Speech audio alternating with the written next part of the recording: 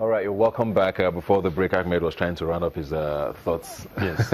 Well, I think beyond discovering these monies and keeping them elsewhere, there should be a deliberate action from the president, and his team.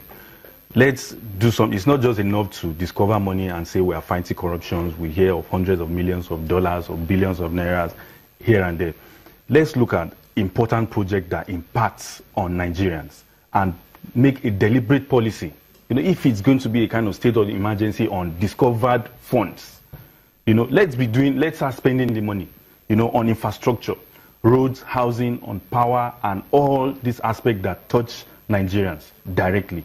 I think if that is done, Nigerians will have a feel of it and not just sitting around to discuss that $45 million is here, $1 million, 1 billion naira or something. Because that's a very fundamental question that a lot of people have been asking. So what happens to all of these recovered funds now?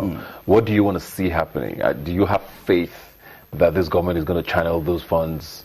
Or how could you even think those funds can be utilized? Because, I mean, this is an ongoing investigation, so they might not even be able to touch any of the funds until a certain amount of time. But, I mean, do you have faith that those monies will be used wisely or will be relooted, like most people have said? Well, with the kind of effort put in by this government and the consciousness, the consciousness of Nigerians, the kind of awareness that Nigerians now have about this, I don't think anybody in his right senses, either as a government official or, would want to, or any private individual would want to touch those monies again or reloot the money, if I may put it that way. So I think it's very important to deliberately create a policy that all this money that have been recovered, let's put them into infrastructure, and the National Assembly had to come up, had to just buckle up and help this administration because it all has to do with them.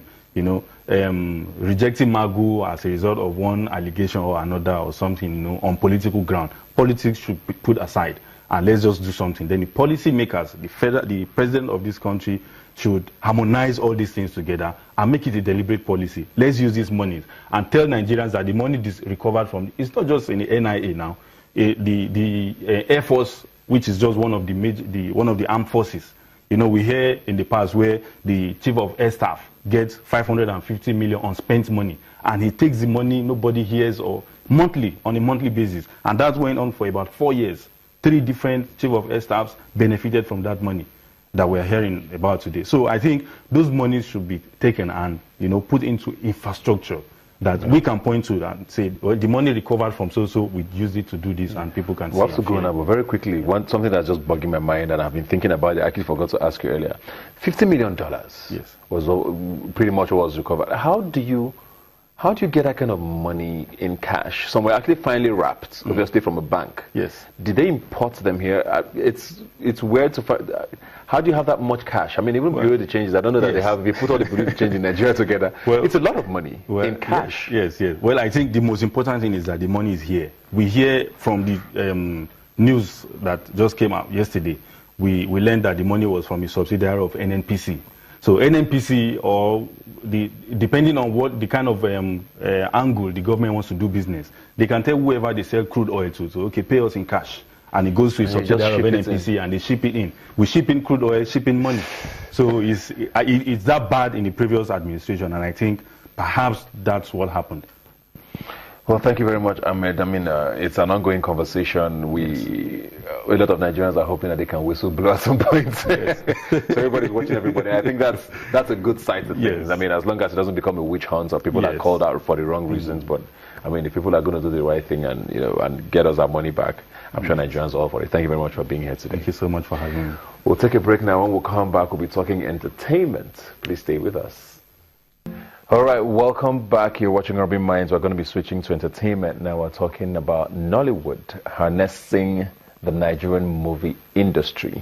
Nollywood is a behemoth of sorts. I mean, it has become a monster, and I mean that in a good way because of how big it is and how much of a good feeling it gives Nigerians. It contributed to our GDP. It's a thing of pride for a lot of us. But I mean, it has its challenges. And a lot of them are things that you wouldn't necessarily even think about when you're watching a movie. But we're going to try and dig into some of them as we go on the show today. I have here with me Ifan Ifani. Stylist, producer.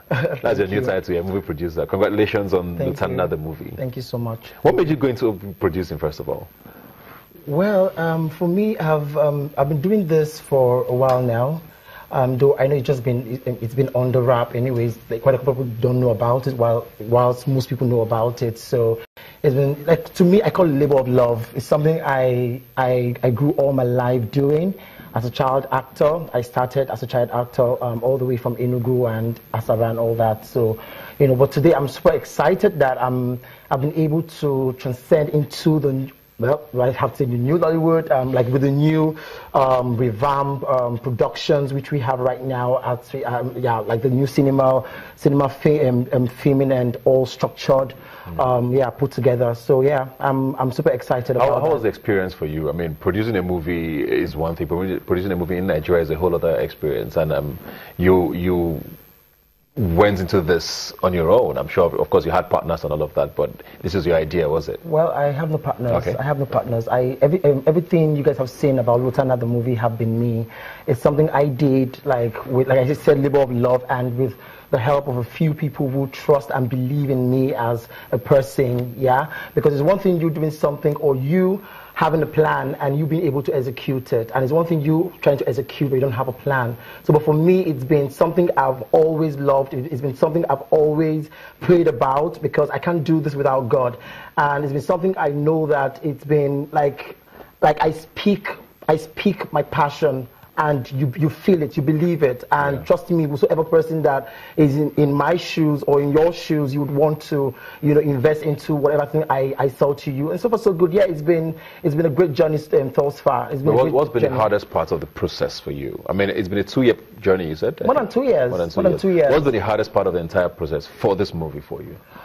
Well, for me, is raising funds, because it's actually like it's quite, you know, it's larger than what anyone could imagine. Because even me bringing all the old veterans and, you know, having all kind of people involved and bringing people from different countries as well, to, you know, in the movie.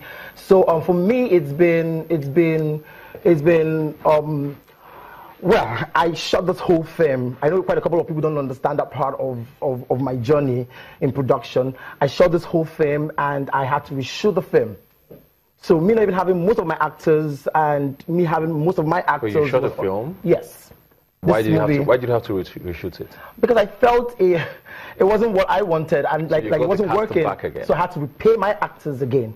So I lost most of them, and I had a few of them who still came back on the project. So that was also like a challenging one for me, and also as well, I had to costume the film myself. So yes. That was also a bit of a challenge. That's both weird and interesting. It looks like a lot of work. I know, obviously, so much.